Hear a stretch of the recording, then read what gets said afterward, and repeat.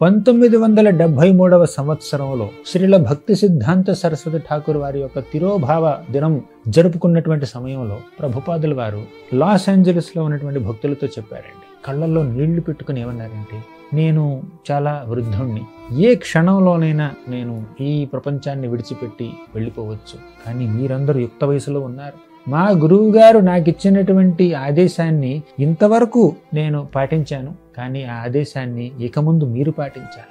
ఈ కృష్ణ చైతన్య సంఘాన్ని మీరే ముందుకు తీసుకువెళ్ళాలి. అలా తీసుకువెళ్ళాలంటే ఏం చేయండి, హరే కృష్ణ మహామంత్రాన్ని మనం సిన్సియర్గా జపించాలి, 10 మందికి జపించడం బోధించాలి. అప్పుడు ఈ కృష్ణ చైతన్య మార్గం ముందుకు వెళ్తుంది. ఇంకా ఎంతో మంది ఈ కృష్ణ చైతన్యంలోకి వస్తూ ఉంటారండి. ఇది ప్రభుపాదుల వారు మనకి అందించినటువంటి వినతి. ఇంకేం అక్కర్లేదండి ఆయనకి. ఈ బాధ్యత కేవలం లాస్ ఏంజలస్ లో ప్రభుపాదుల వారు చెప్తున్నప్పుడు ఆ గదిలో ఉన్నటువంటి వ్యక్తులకు మాత్రమే కాదండి, మనందరికీ వర్తిస్తుంది.